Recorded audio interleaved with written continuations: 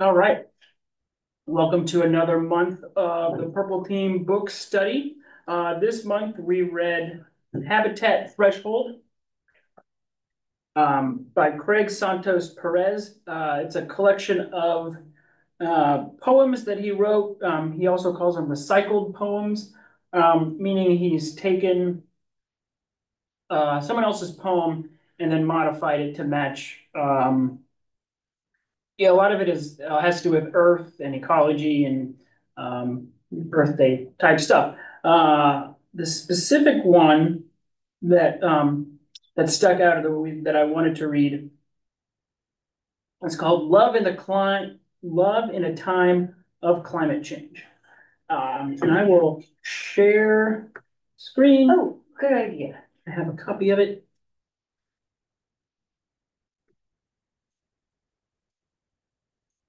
Okay. And actually, I will read "Love in a Time of Climate Change."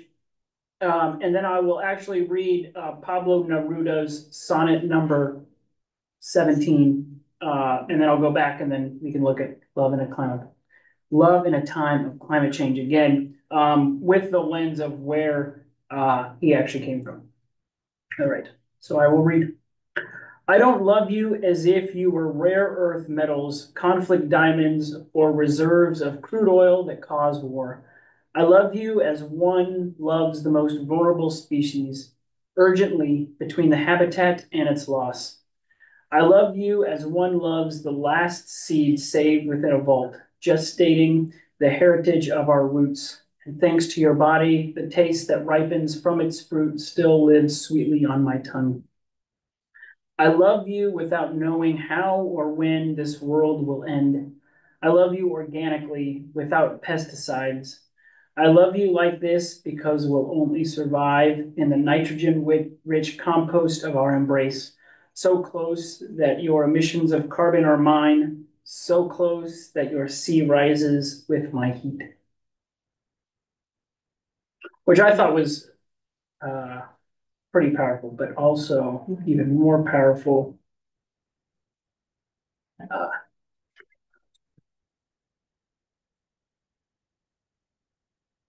Reading the original. So he wrote 100 love sonnets, and this is sonnet number 17, I believe. "I don't love you as you were a rose of salt, topaz, or arrow of carnations that propagate fire. I love you as one loves certain obscure things secretly between the shadow and the soul. I love you as the plant that doesn't bloom but carries the light of those flowers hidden within itself. And thanks to your love, the tight aroma that arose from the earth lives dimly in my body. I love you without knowing how or when or from where. I love you directly without problems or pride. I love you like this because I don't know any other way to love, except in this form in which I am not, nor are you. So close that your hand upon my chest is mine, so close that your eyes close with my dreams."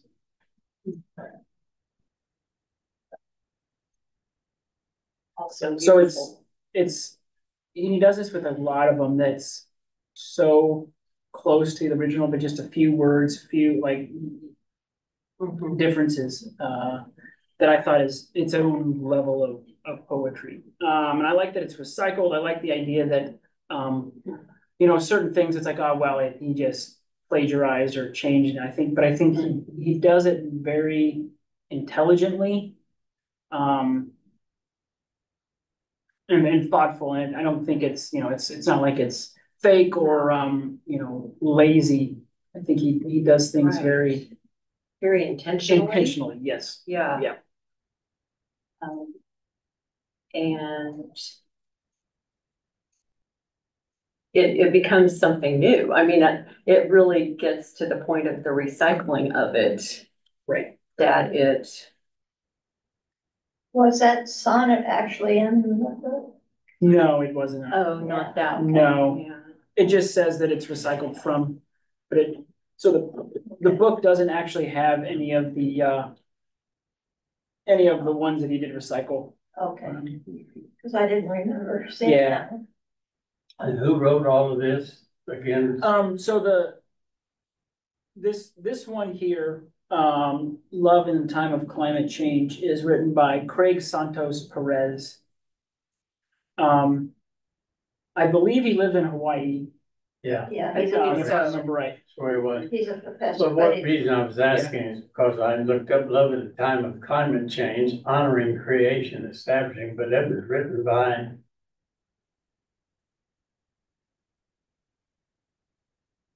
uh, Sharon Delgado. And it's apparently a book, not just a poem. Yeah, I think I did. Poetry. I think I did find that.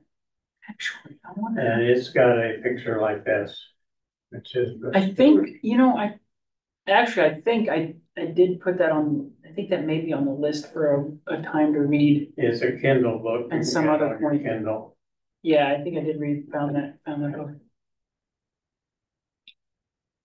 I wonder if it's fiction or is it also poetry? Well, it's about climate change. Now I didn't read this whole book that Marsh had. I just read a lot of mostly the dissertations that were longer. The one in there that made them, I liked the best was called America toward the end. Yeah. Listen to that. But there was several like that. There's 2 or 3 page dissertations. Yeah. Oh, yeah. All right, America recycles Allen Ginsberg. I wonder what work of Allen Ginsberg get recycled. That's kind of getting away from our Yeah. Love in the Time of Climate Change, though. Mm-hmm. The other thing I like about it is it also matched, like this poem, it doesn't like just take it and like it still matches the same level of like hidden love, hidden beauty that other people don't realize, or it hits at this like deeper natural level. And then he also adds, and this one has the same flavor as other ones, that it's like you can see it as both a positive beauty that he sees in the world, but he also through that hits at like these things that don't have to be, and these things that are like troubling the world. And so I like that you can read this as with both kind of feelings of hope, but also feelings of despair. I feel equally. Right, and that's a sense of urgency. He talks about the last line of the first stanza, I guess you would call it a stanza. Gently between the habitat and its loss. That kind of repeats, not specifically, but like there's a sense not just of urgency, but of Take the highlight off because I can't read. Oh, I'm sorry. Highlighted there. Yeah, the sense of it being special and yet in peril. Right. And yes. Like it can't be taken for granted. Right. I think. Yes. The sense that I get from it. Yeah.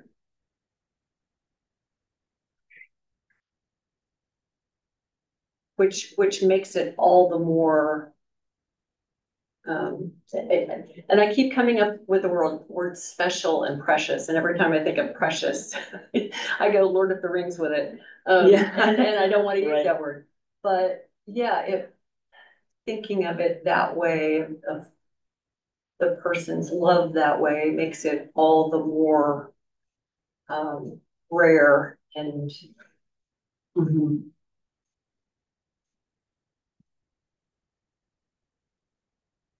yeah, not really tenuous. I mean, it's but I can see how you would, a little bit, The third, the I love you without knowing how or when this world will end, that is tenuous. Yeah. I love the line, I love you organically without pesticides. That's maybe one of my favorite Yeah. lines in there. Just because it's without guile, I guess, you know, that's what that says to me.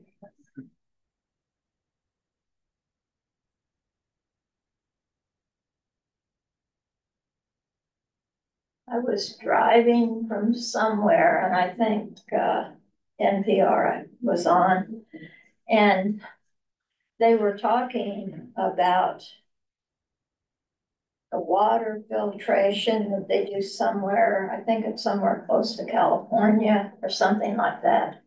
And they say that, you know, they let it go through the earth, but then they are able to take out all the toxins and everything some way. And the person talking says, I don't know why we aren't doing more of this. And I thought the same too when she's explaining it, but you got to realize I just heard snippets here and there. I heard that same thing somehow, somewhere. They're probably driving together. No, I think I was taking John to the shopping or something. Well, maybe they had it on yesterday and today or something. But that was recycled water. Yeah, like it was. Sewage and stuff that they clean up, and then they pump the water back into the earth and let it percolate down to the subsoil and the subterranean rocks and everything, where supposedly it gets more like original water. Now, I don't know whether it picks up chemicals and stuff like that. They say it does. I mean, because they say but anyway, that's you know, that's, and they say it's pure. They probably, when they put it back in your faucets, they can run it through a city water plant, which then purifies it and puts chlorine back in it or something. But back to this poem, he talks about love, a different kind. And I wonder how he's identifying what his meaning of love is in this particular situation. What do you think? Well, I don't know. I mean, put the poem back up there. There's one or two places where. Well, I took it to mean the earth, or well, but the kind of love that you know, we're always talking about in religion, in our Christian religion, or that Jesus talked about, is a love that is given, even if it's not returned, but because it's given, you can return it if you understand it. And I'm wondering, I love you without pesticides. Well, you see, total love, you would love them with the pesticides, in spite of the pesticides. That's love your enemy deal. That's the part that is different. See, the love your enemy, which is very important. And of course, it's interesting, this poem, and this whole book was a little bit negative as I read lots of it. Yeah. And where, of course, this time in our nation, boy, this most negative time in the world, and you can't listen to anything on the news. It's very positive on these politicians. I wonder where they get the idea that being negative is a way to make progression. I guess that's because of Congress, you know, the opposite of progress is Congress. Yeah. Well, in that podcast, in that thing I was listening to today, they said, well, they do the negative attacks because it works. Well, and I think what's working in this poetry, I think there's times where there's a couple of times where he's negative, but I think there's a difference between, I mean, there's times where he's angry. And I think it's rightful anger. Like he is upset that, you know, we have not treated the earth as we should and have been called to do. And I think a lot of his comments are, I think, angry, but not necessarily negative. I don't think anger always has to be negative.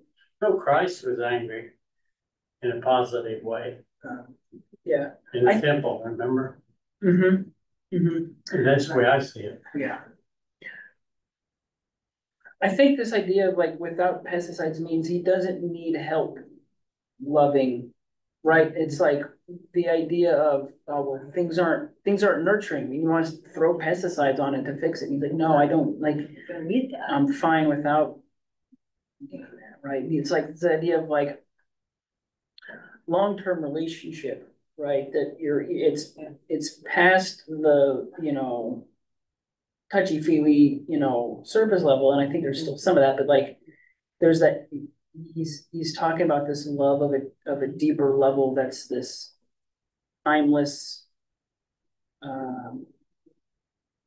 feeling of connection. Right, and if you think about what makes a plant grow well without pesticides, fertilizer, it's probably rich soil. Yeah, To I mean, begin with. the nitrogen-rich compost of your embrace. Right, yes. Oh, yeah, I forgot that one.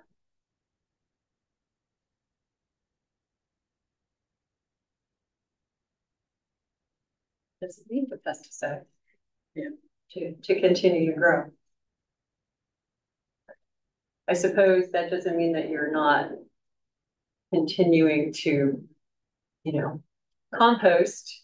You're putting things into it that is feeding the compost and developing that nitrogen-rich soil that is sustaining the relationship and his love.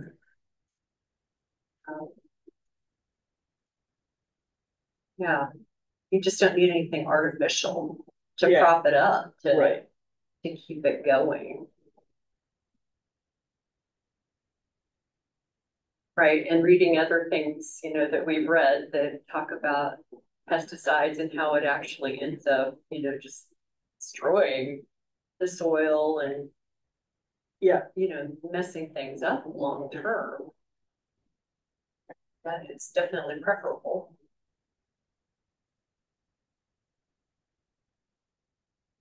Keeping an eye on the weather too. Just in case. Chuck, did you have another comment? No, not right now. Thought you had something else.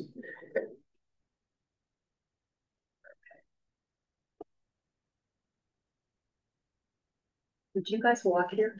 Oh, not. Okay, good. No, I was going to offer you a ride home if you did. Yeah, here it's raining up there. Oh, is it raining or just blowing? That's rain. Oh, that is rain. Okay. Well, I'm glad that it stopped long enough for us to come in. Yes. It's gonna be a while before it stops again. Oh. So we may have to run out in the rain, is that what you're saying? Maybe it will run its It might course be a little by slack. that time.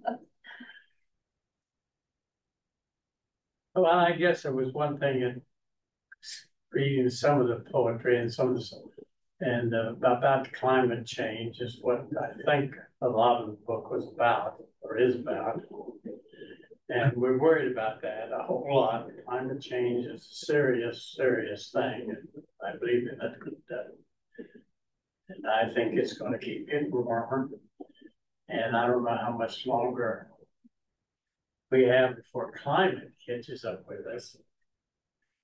I just hope that the atomic bomb and the people in the leaderships of the world don't catch up with us with their fire bombs before the climate change. Because that's, I'm an old guy, so I don't have to worry about it very long.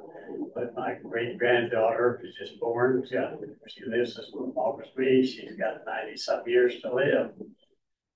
And the last 90 years has been lots of change.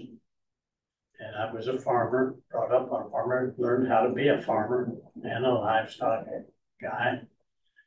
And we used a lot of fertilizer, and a lot of pesticides and herbicides. And that's got to change, and it is changing. Because there's unexpected consequences when you use those things. And some of the consequences that are unexpected end up being good.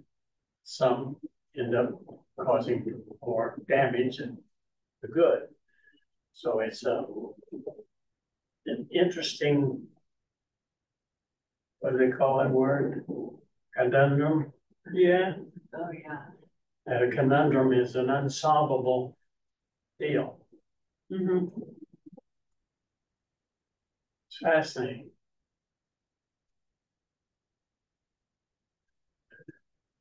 That book that Dallas just gave me, he through on masters or something. Anyway, it's all about quantum mechanics and physicists. Without talking about physics. And it's about subatomic energy. So, I studied a lot of chemistry and stuff, but not in that concept. And so that was very interesting. And this book, love, I guess, is a subatomic particle wave, as I think about it. So anyway, I just hope that mankind can figure out a way to spend their time solving their relationship problems before climate change destroys them. And I guess it has in the last million years, 50, 60,000, 500,000 years ago. There was a population, mostly was destroyed according to history, and few people left after the climate froze. So it may do it again, who knows? Because I think that another 3 billion, 13 billion years, who knows what will happen. Be interesting to be a spirit if that is true. I don't know what it is. Nobody knows. It's another conundrum. Unsolvable. Damn.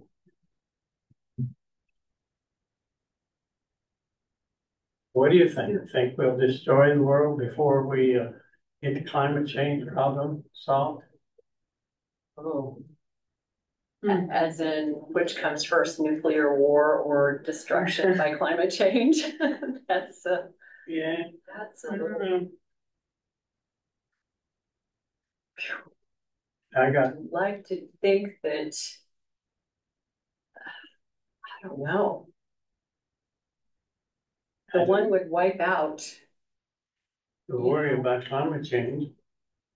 If they nuclear. I guess it depends on how much of the world would be destroyed, Well,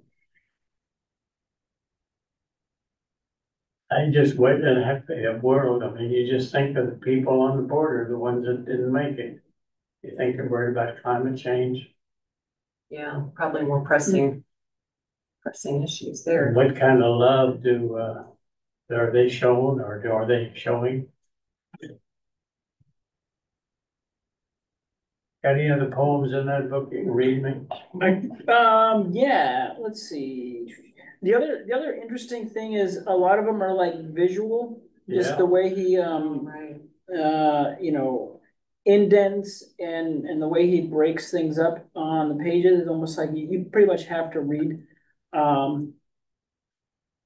the poems in order to kind of fully understand or kind of experience what you mentioned, Chuck, America. What part of that poem? Well, it's a long thing, and the way he wrote it, he was really, I thought he was saying some things about the consequences of our actions on the earth. You'd have to read part of it. Paragraph or two here and there. Okay. Let me find one that is okay to read in a church. Yeah. I think this one works. Sea levels are rising against me. I haven't got a polar bear's chance. I'd better consider my adaptation plan. My adaptation plan consists of moving to Blockadia with 2 cases of Spam, a kombucha mother, and a hand-sewn journal of unpublished solar punk poems that go 100 miles on a full battery, community orchards of prosody, and millions of heirloom words that grow in a metaphoric in metaphoric gardens of renewable joy across blank pages. America, I have abolished carbon emissions, ICE, prisons, Wall Street, Walmart, the US-Mexico border wall, private property, Congress, the Electoral College, Amazon, the military industrial complex, Monsanto, and capitalism are the next to go. My ambition is to be president despite being born on Guam. Okay, so you're using a lot of modern things we have right now. And he was using as to support his life. And all this other stuff was gone. We read books where you remember the book we read where they had flooded the Florida Peninsula and they had to move out. The end of it, they living in the trees. The girl was. What was the name of that book? Probably right over there. Finding the Mother Tree? No, but that's also another one. But it was interesting. It was about the girl who was, her mother died and she's living with her dad and her brothers. And yeah. Anyway, the waters come in from the ocean and causes climate change, there's ice melting. But that book, he moved, he had to relocate. And there's people having to relocate right now from different coasts. Because down in Louisiana and stuff, the houses, some of them, the sea is taking some of the land. It's kind of fascinating how that happens over thousands of years. It doesn't happen in a lifetime. Usually it just happens to the person whose life is affected at that particular time.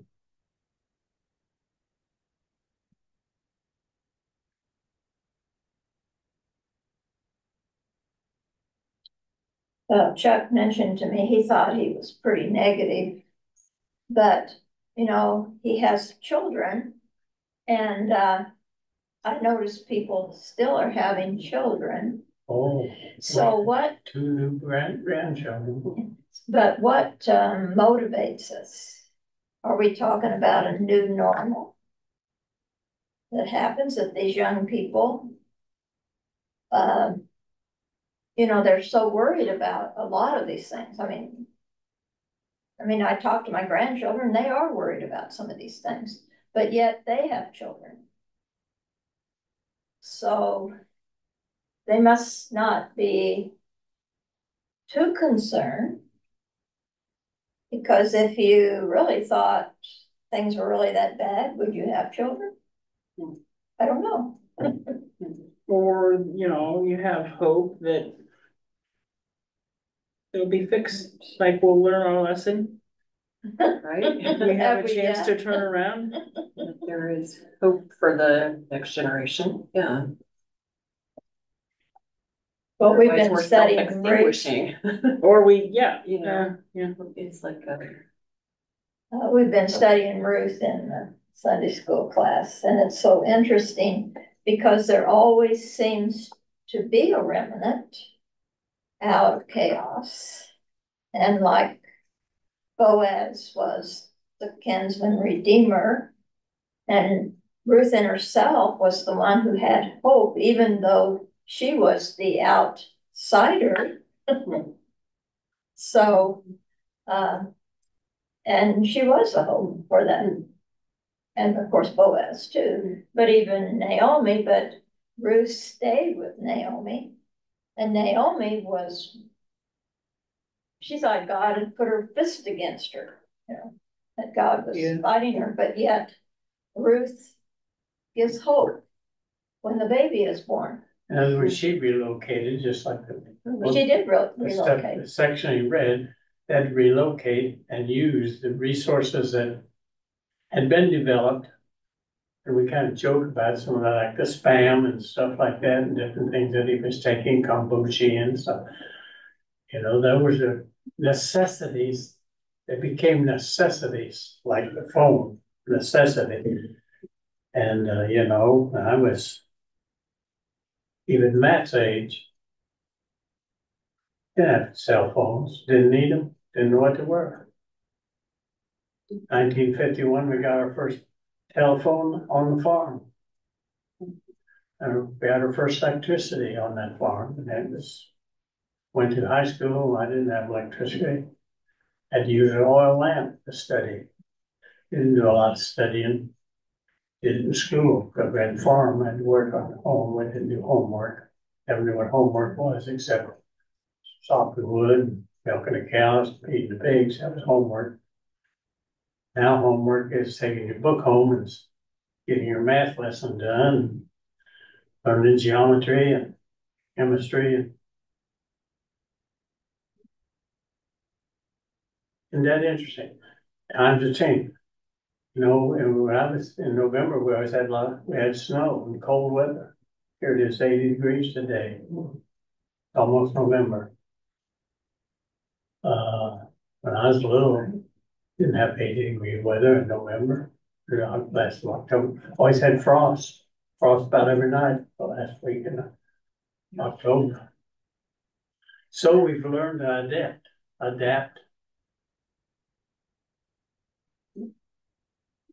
I thought it was interesting. Our granddaughter was here last week and she's sitting doing some work and she says, "Oh, I don't know what I'd do without AI." And I thought, AI scares me to death. I can barely spell it. But it was interesting because she saw it as something very good. And I see it as good or bad.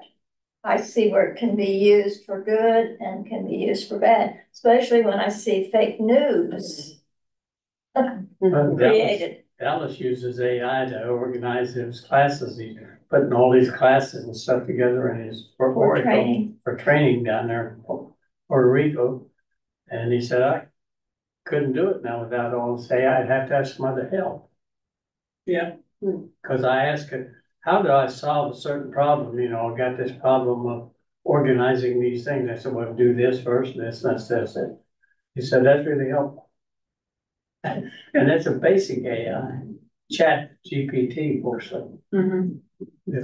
Well, I mean, I think it's very much related to pesticides and herbicides. There's times where I need this because it helps, right? But when you're using it to make land that shouldn't be grown and shouldn't be cultivated to cultivate stuff, rather than here's a land that's cultivating, I just need a little bit to clear out some stuff. Like I think we use the same thing with AI. Is it's there to help give frameworks for things and make things easier. It's not meant to do the whole job. And that's, I think, where we get into trouble is we think, oh, here's this thing that's just the easy button that does all the work for me. When really it's supposed to supplement, good practice. And we forget how to think. Yes. Yes. That's the problem I see. It doesn't think for you. As even though it's called artificial intelligence, we actually haven't gotten to It's not intelligent, it's just got a good memory. Right, exactly. It's not creative, it doesn't create. To collect and collect and aggregate data. Right. That's really what it is, and then spit it back out in an understandable form. Generative, it's called generative something or other is the technical, but. Well, we forget how to think positive of the possibilities. This was reading today. The theory of uncertainty that this physicist had presented. Uncertainty means you have to explore the things that are foolish, nonsense, impossible, so that you can discover what is possible, the probabilities, the possibilities of that. Right. So we got to teach our children to think of the possibilities. Did you daydream a lot when you were young? Oh, yeah. Still do. I was gonna say, don't we still? I mean, yeah. I think that's progress myself. You mentioned that there were negative aspects to the poetry collection, but I like that he ended with a very positive poem work. The praise song for Oceania. Yeah, I read that was for World Oceans Day. See, it goes on. Yeah, it's quite a few pages. Yeah, it is. Well, it's spread out. It is. Yeah. Though. Should I read it? Read some of it. Yeah. Praise your capacity for birth, fluid currents and trenchant darkness. Praise our briny beginning, source of every breath. Praise your capacity for renewal, ascent into clouds and descent into rain. Praise your underground aquifers, rivers and lakes, ice sheets and glaciers. Praise your watersheds and hydrologic cycles. Praise your capacity to endure the violation of those who map you aqua nullius, who claim dominion over you, who pillage and divide your body into latitudes and longitudes, who scar your middle passages.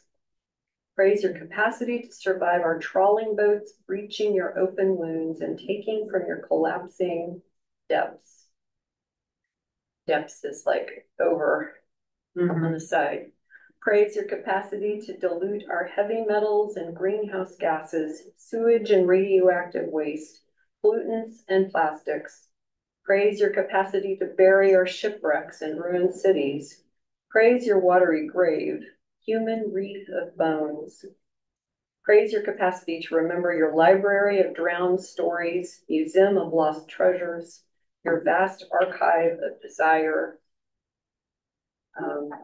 Let's see, it does go on for a while, doesn't it? There's 2 more pages, 3 more pages, 4 more pages.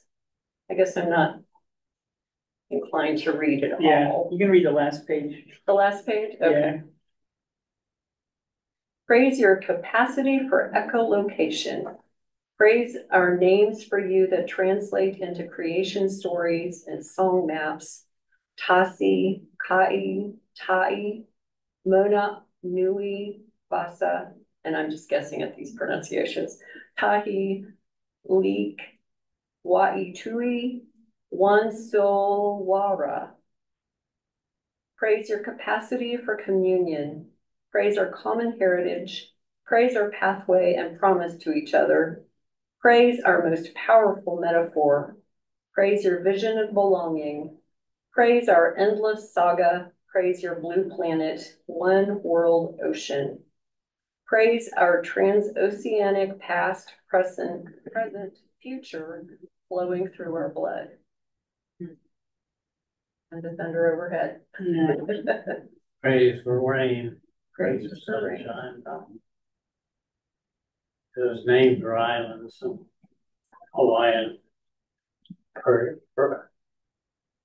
islands in the Pacific. Any of them. Hawaiian words. Did you say that those are islands? Some of them are islands? Because he was born in Guam, I think. Oh, yeah. Yeah, you're right. Yeah. Because he was going to be the first president from Guam. Right. Yeah. Which is a political jab. Right. Because it's a territory. So we, like, and I don't know how that works, right? It's similar to Puerto Rico and other places. Like, we kind of own it, but even if you're from there, I don't think you technically can run for president because you're not part of the. Right. And you're not really a state. You're state. So you're like, you don't Puerto get the Ricans full. Can't vote. You don't get the full benefits. Yeah. Puerto Ricans. Oh, they could vote. I guess they got a congressman, but the congressman can't have any influence in a Congress. I think anyway, I think it's a political jab that, like, Right. Like, no one knows that Guam's part of a US territory, but. Right. They Well, are, but Hawaii they don't used to be really a have a lot territory when I of was say. living there. Yeah, It was only a territory. yeah, it wasn't a state until after the war, I don't think. Anyway, it's this idea of like who owns stuff, right? Right. Why all of a sudden you, Oh, 1957, because it was after I left Hawaii, became a state. 51, Alaska became a state.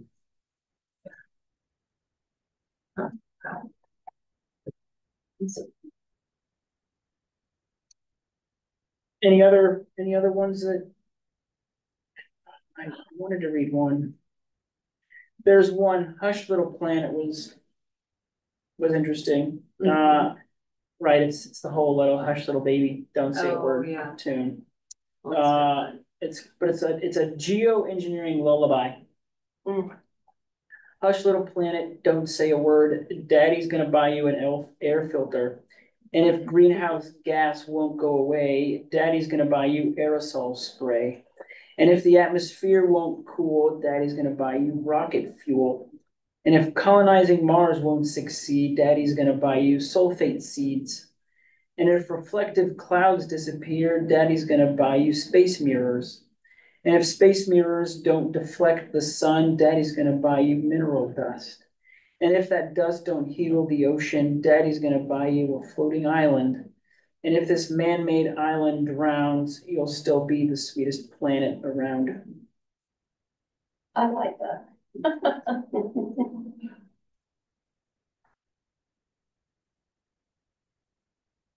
The geoengineering isn't going so well. It seems like. Well, it's good because in the end, like, the Earth's still gonna be here. Like, it's not like we're gonna kill the Earth. For all the effort, like, right? Yeah. This idea of, I mean, this idea of quote save the planet, it just means save it enough so that we're still alive. Like, we're not going to destroy the planet. The planet's eventually going to either we're going to make it so that we can still survive, or we're going to die. The planet's going to keep going, right, and then heal itself. Right, and when we're gone, it's going to be fine, and then it's going to fix itself. It's just, do we want to be part of it being fixed?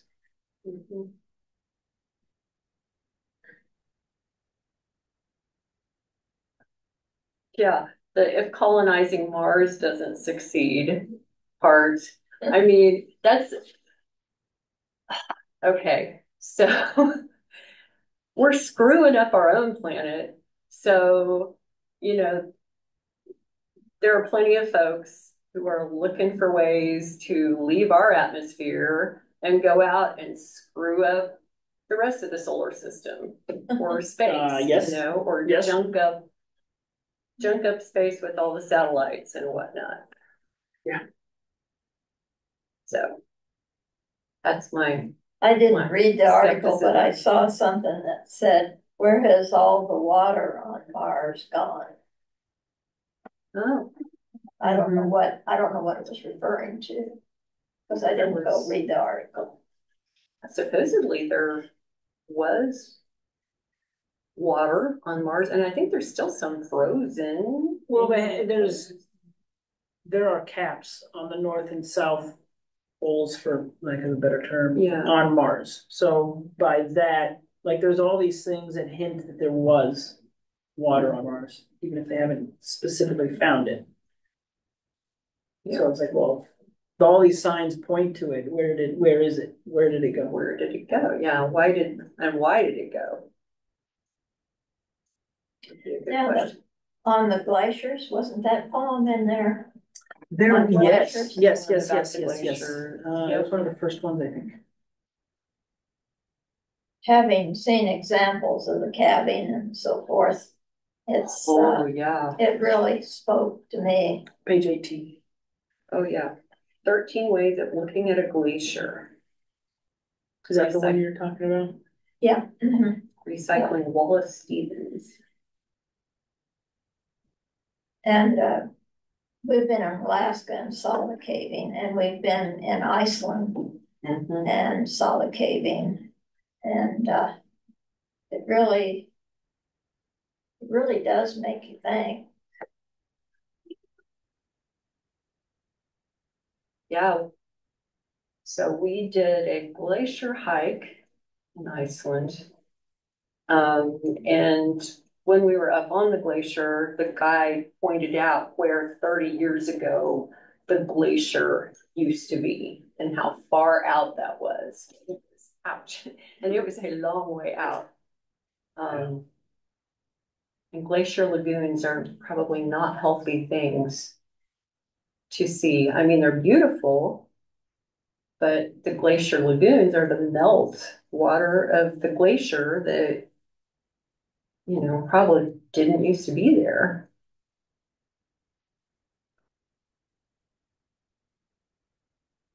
So, and I know both of my kids have wanted to visit glaciers because they are very skeptical that, you know, in another they'll ever get to years, see them. right, that they may never get to see one.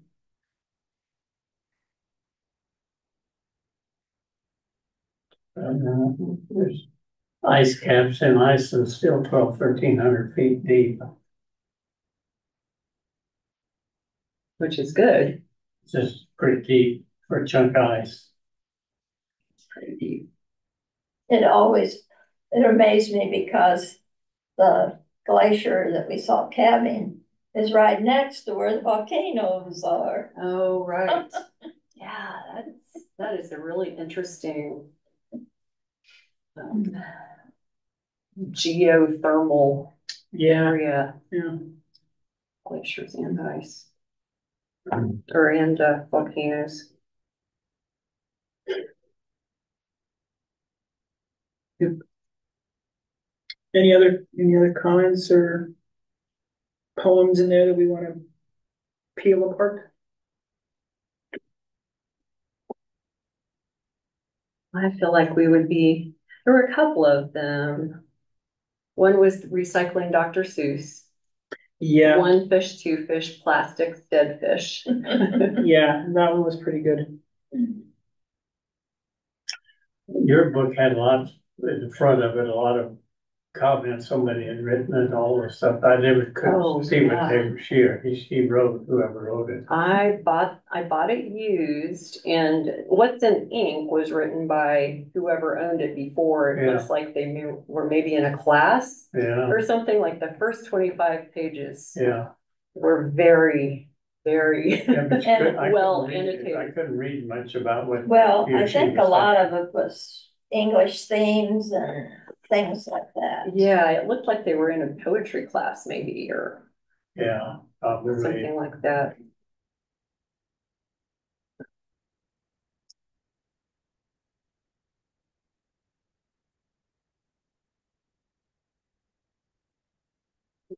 Kind of interesting to see other people's notes on it.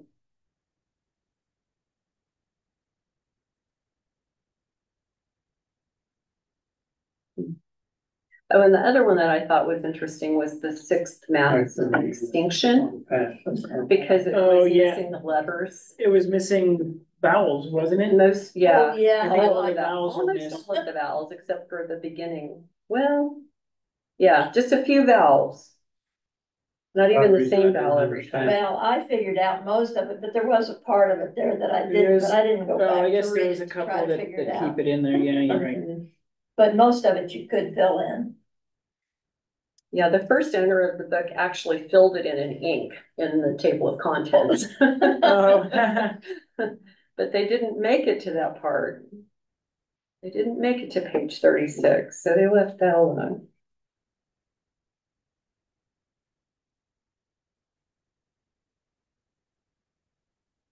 That is kind of a phenomenon in itself that, you know, we can see something and not have all of it there, but know what it's saying. Right. Yeah, our brain just kind of takes care of that automatically, like the substitution. Yeah, figuring out what it is. And that's good. Yeah, we shouldn't let our brain get so full of stuff it doesn't have room for anything new. Yeah. But do you think that ever really happens? Well, some people are so narrow-minded, they're so full of themselves that they can't think of anybody else having a possible, a good thought.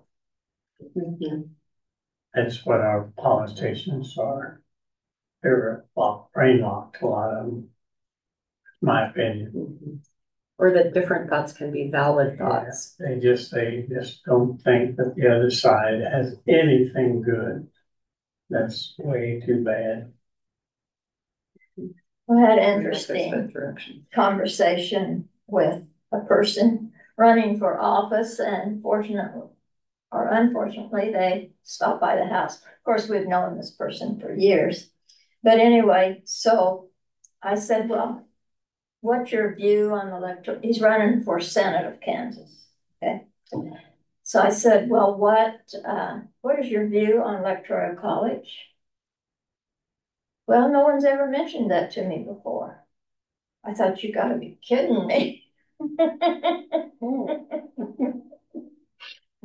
And then, so I said, well, I think. Is he from here in town? Here in the county. And so I said, well, I don't like the fact that it's winner take all. And his response to me, well, if it was the other side, you'd be well with it. And I said, no, that's not fair. But anyway, it's just interesting. And then also I got some of the written literature. And he's talking about the high taxes in Douglas County. Well, the Senate doesn't have anything to do with determining the Kansas Senate doesn't have anything to do with the Douglas County property taxes, do they? Oh. No, that's determined by, but he was running on that fact. He was running Republican. And he says, well, our county is all Democrat and it's all bad. And they've raised all these taxes on you. Like he's going to do something about it, but he doesn't have any authority to do anything about it. It just blows my mind. Huh. Yeah, he gets elected. That's not within his jurisdiction. So, but anyway, I've had some I've had some interesting experiences lately. What about you, Matthew? Is there any other poem that you wanted to? No, I don't think so. It's a good read. And again, most of them are. I think I have to share a screen shot. So I suggest people picking it up and reading it. Because there's some that are just these visual poems, just the way things are written in the stanzas are interesting. So check it out. Craig Santos Perez, Habitat Threshold. We started out the year reading Wild Hope, which was a Lenten study.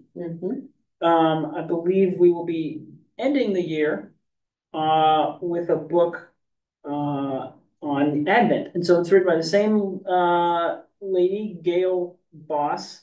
It's called All Creation Waits, an Advent Mystery of New Beginnings. And so we'll take a break for up until Thanksgiving, and then we'll start that after that and finish the year off. The other cool thing is there's a children's version as well.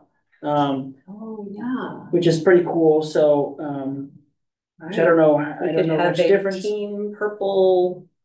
So we can do a Purple Kids. Light or Purple Junior. Right. So we can share that and share that.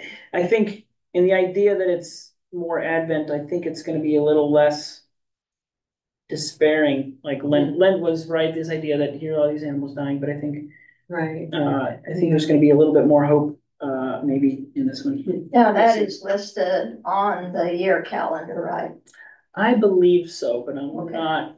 It is, yeah. I'm not 100% certain. Yeah, and it's on the website. If you look on the Team Purple page on the website, it's on there already. Oh, it's on there. Okay, I meant that one printout for the year. Oh yeah, that's there also.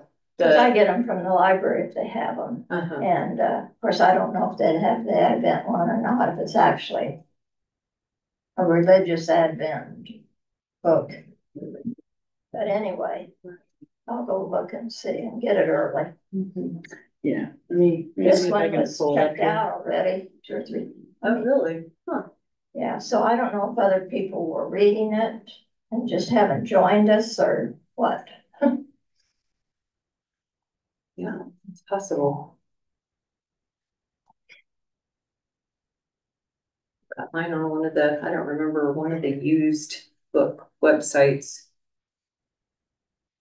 Yeah. Yeah, I use, there's a handful of them. I get on used books. This is the first time I've really had a lot of writing in it, though. Used book. A really used book. Yeah. Oh, the Cthulhu Oh, yeah, stuff. yeah. That was all kind of interesting. I had to look that up, and I wrote it in because. Yeah, I liked your definition, Susan, that helped. Yeah, that's because I looked it up on the internet and copied what I found. Which, The Cthulhu. oh, yeah. Cthulhu, that's it. What did it mean? Well, it's this author, Donna Haraway, that he quotes at the very beginning. Oh, okay. It's her alternative conceptual frame for thinking about or thinking with humans and non-humans in times of heavy losses in life and quality of environment. It's a more positive way of viewing things because she talks about the Anthropocene, which is Right. like a proposal for an epoch. How do you say the word epoch? Like a time, like Epic. EPOCH. Epic. Epic. Right, like Jurassic or so there's the Anthropocene and the Capitalocene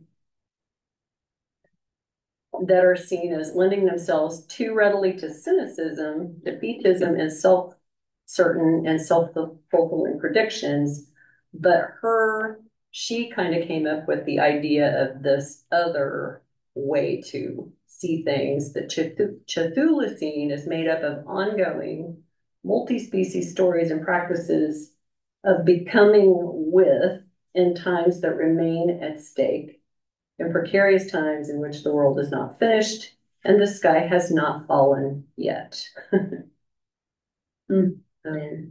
Yeah, I didn't know that. I knew that, Cthulhu is well, I was wondering if I thought that was like the H.P. Lovecraft reference. No, I found that it's not. It talks about that. Okay. But it's different. Okay. It's from a different term. Okay. I didn't write that down. Yeah, that's what I was thinking.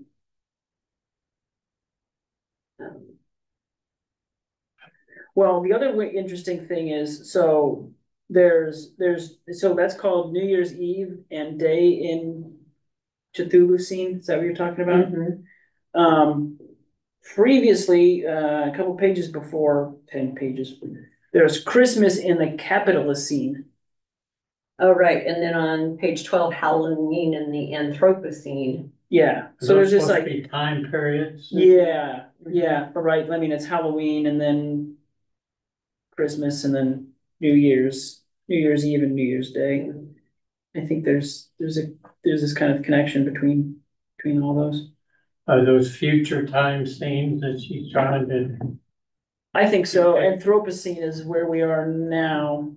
Yeah. Anthropocene. And I think all of those have been like proposals for defining the present where we are now. Oh, okay.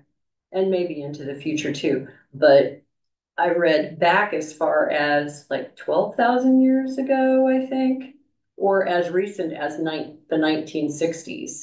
Okay. They can't decide where the line is. And it has to do with like literal placement in the rock of the earth. Like there's a stake that's driven into to delineate like time periods from each other. Which I thought was interesting, Yeah, but they well, still Lynn can't was really there, she decide could where help you. this one is, apparently, Right. where it started. Need Lynn, a geologist, here to explain that to us. Yeah, Lynn she would have been a good one to have for this one. I mean, it's also hard when you're talking about those eras and epics that are, thousands or millions of years. It's like, well, where does it end? It doesn't. I mean, you're talking about such a large aggregate of time that it does blend. Right. And we live in such a minuscule Right. part of time. And I think, I mean, time doesn't change much, but the idea that technology and things move so much quicker, and it's quicker and quicker, right? I mean, I think even, right, I mean, it took, we had cars, and then we went 50 years from no plane to, well, let's see, 03 to 69, so 64 years it took us from even flying 20 feet to landing on the moon.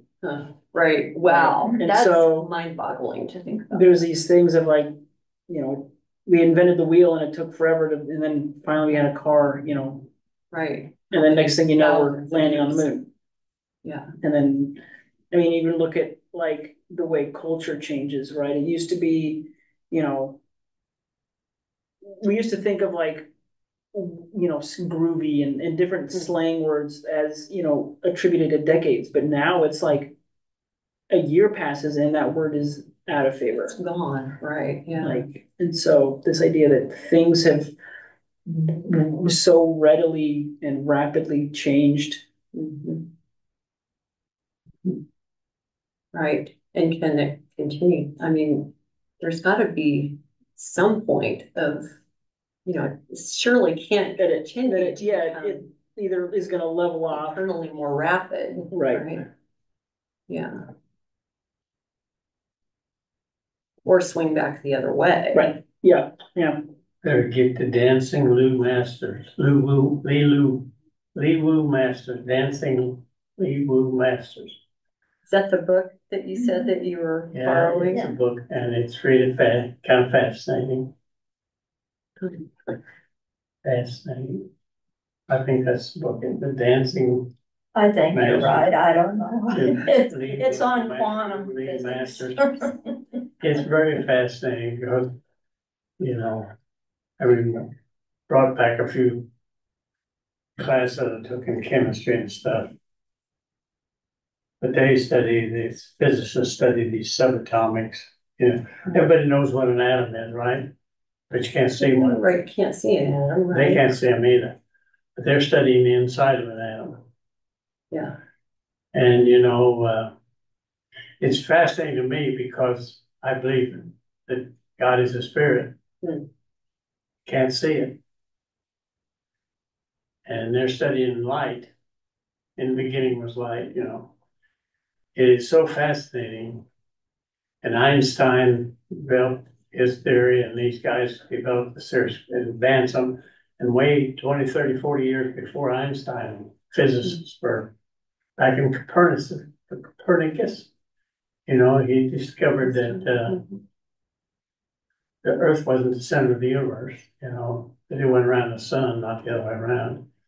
And then, but was it Galileo in jail because he preached it? It was against religious. Yeah, I mean, it's political because also in amongst his writings of physics, he also I think he explicitly insulted the Pope. Oh yeah. Right. Not just because he's saying that the Earth was not the center, but I think in that he directly insults the Pope and calls him an idiot or something. And so that probably contributed. That it also contributed to the mess. How fast things move, that wasn't that many years ago. And now, they've discovered they can send satellites 13 million miles away and get signals back that take 20 minutes, a good signal there, 20 minutes to get it back. Nice Glenn, It's got, Oh, yeah. Oh, Prescott. I said, well, I don't understand what must take power to send that. And he's explained, no, once you send an electronic signal, it goes until something stops it. Yeah. You know, go to infinity.